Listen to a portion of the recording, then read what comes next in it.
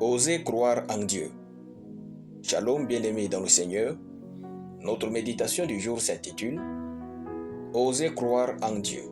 Nous tirons notre texte dans Matthieu chapitre 21, le verset 21 qui nous dit ceci.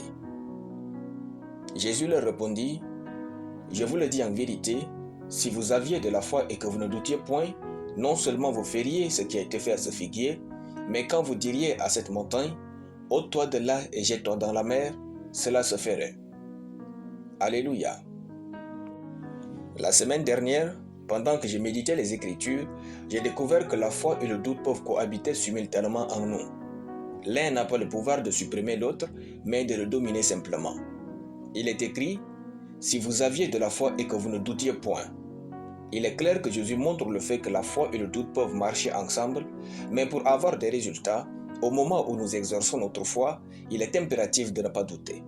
Raison pour laquelle nous parlons d'oser croire en Dieu. Lorsque nous osons croire en Dieu, nous choisissons délibérément de laisser tomber le doute.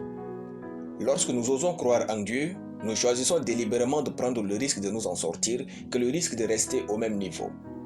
Lorsque nous osons croire en Dieu, nous choisissons d'abandonner notre capacité de douter pour celle qui nous fait croire en Dieu. Lorsque nous osons croire en Dieu, nous choisissons délibérément de refuser le négatif et de nous attacher au positif. Lorsque nous osons croire en Dieu, nous choisissons délibérément la vie que nous méritons et non celle qui se présente à nous. Osons croire en Dieu en cette nouvelle année 2024. Nous étions à la conquête de l'année 2024 le 22 décembre passé. Mon père spirituel, le pasteur Nageral Toydibay, prêchait et dit « Quand vous voulez que Dieu fasse quelque chose pour vous, démontrez votre foi. S'il vous plaît, est-ce que vous croyez que Dieu va vous aider? Vous avez peut-être peur, vous êtes peut-être un orphelin ou sans soutien. Vous êtes peut-être sans emploi ou sans garantie dans votre contrat de travail. Est-ce que, au milieu de toutes ces difficultés, croyez-vous que Dieu a la capacité de vous aider?